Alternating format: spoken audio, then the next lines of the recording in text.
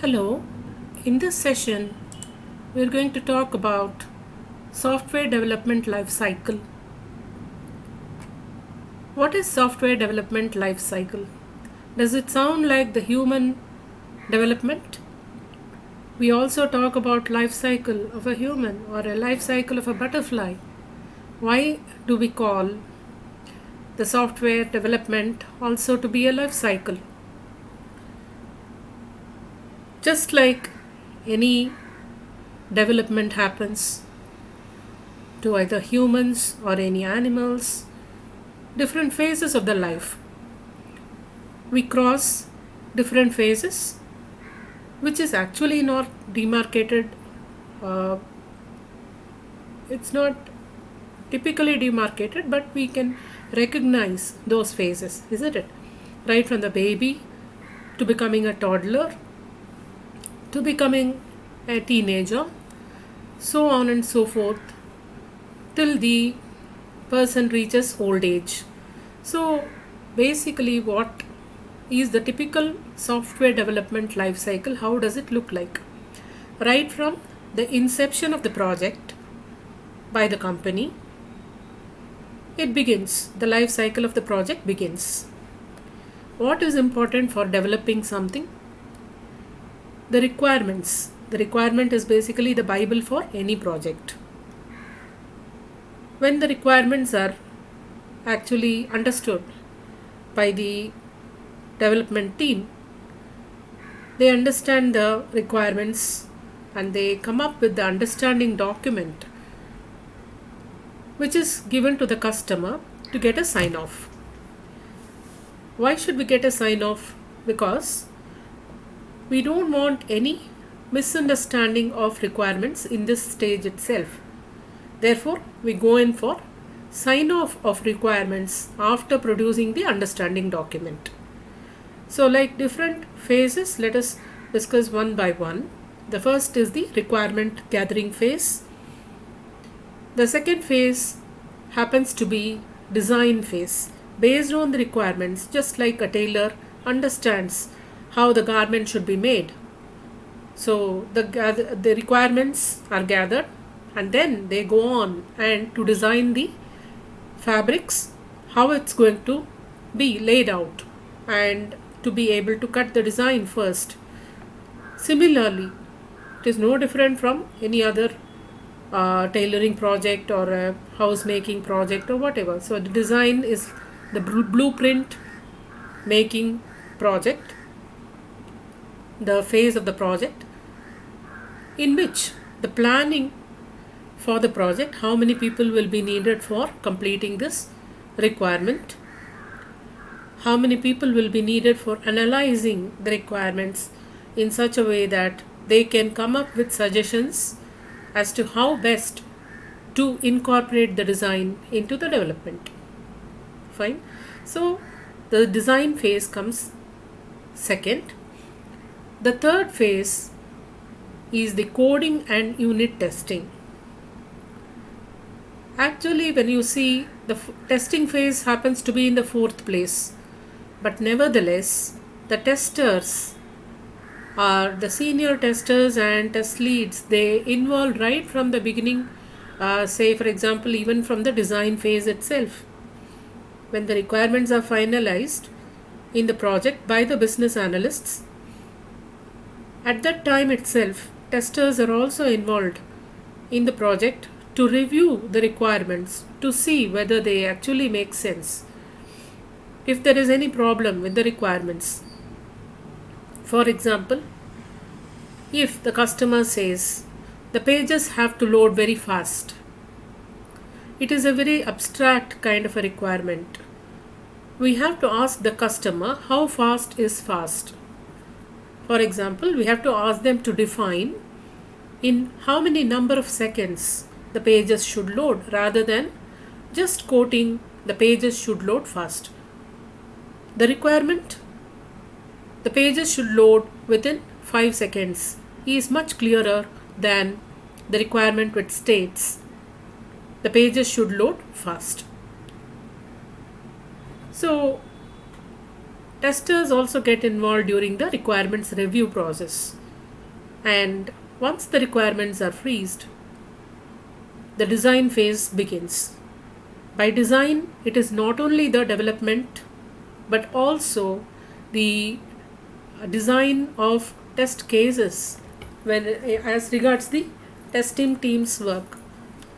Testing team members start writing the expectations or the expected results in the form of test case design documents. It's called as test cases in colloquial terms. Test design documents are produced in this stage and they are reviewed. Every document, anything that is written, any software that is produced, everything is supposed to be reviewed by a peer. A peer is no one other than probably the same levels or a member who is on the higher level. So when someone else reviews our work, it becomes better. Mistakes, we do not find faults with our own work. Unluckily, we will not be able to find mistakes in our own work. Therefore, peer review is mandatory. The fourth phase, when you come to the third phase, coding and unit testing.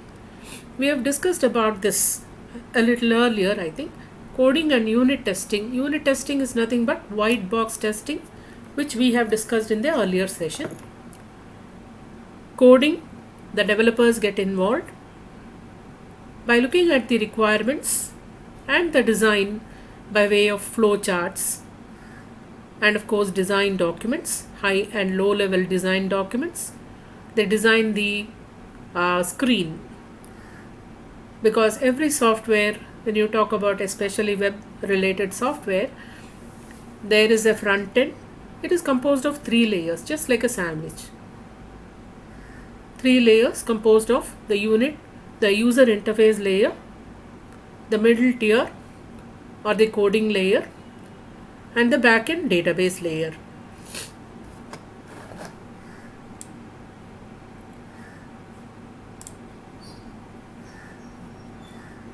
During the coding phase, the screens are designed for the software according to the flow that is given to them by way of design documents.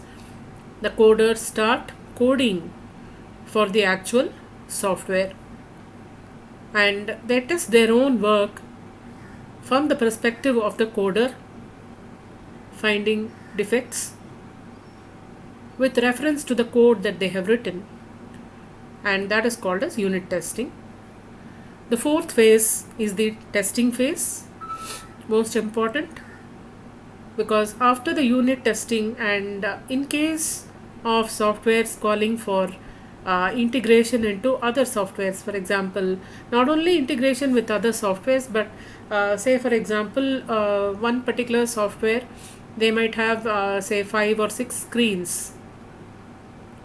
In the case of a grocery store application, login screen, the welcome screen, the condition specification screen or selection screen, from where we select grocery or vegetables or whatever categories.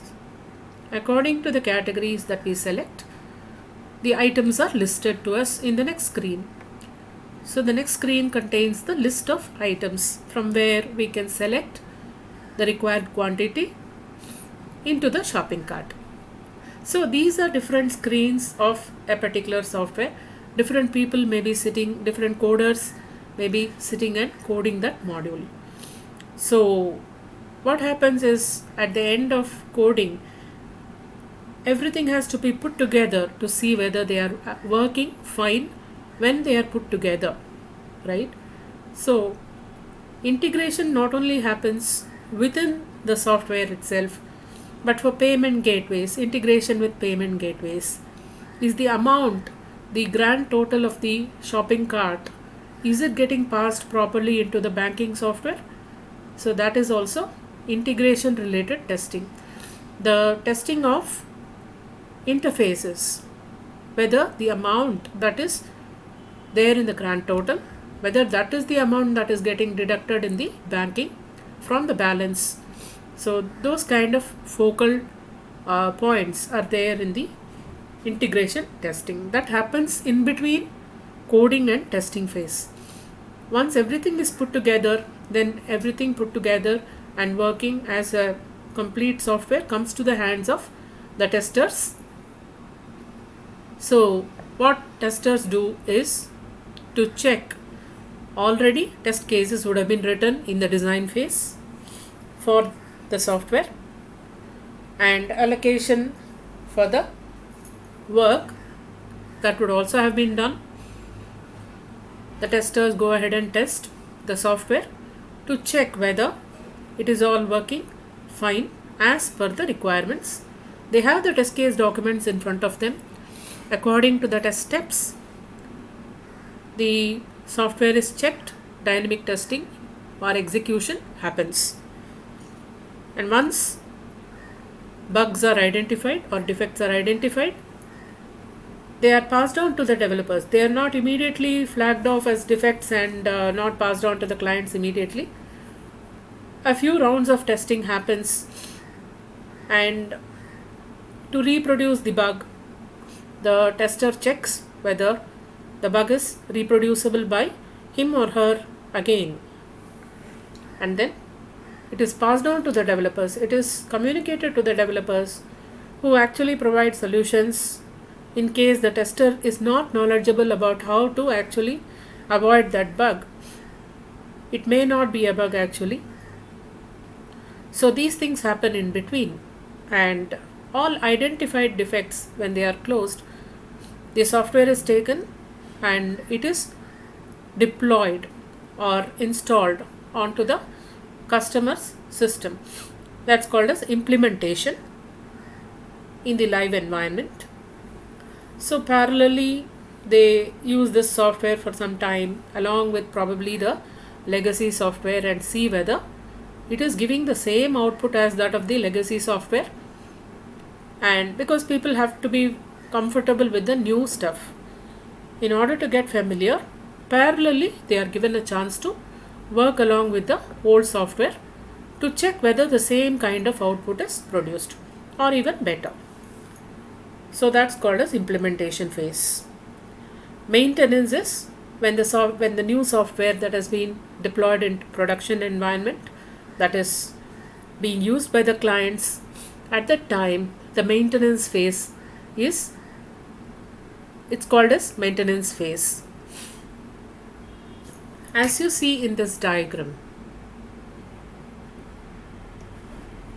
6 basic phases of software development life cycle are there.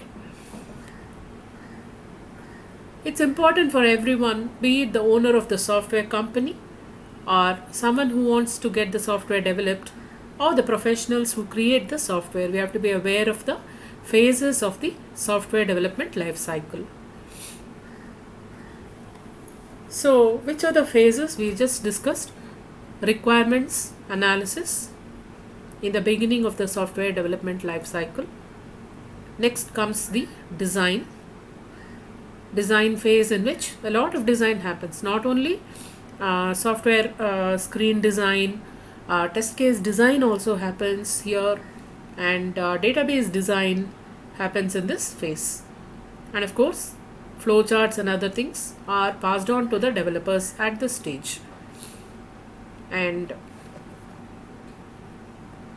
okay, so design and coding, they have incorporated that together over here, and afterwards coding has not been mentioned over here, but then it is part of this design phase.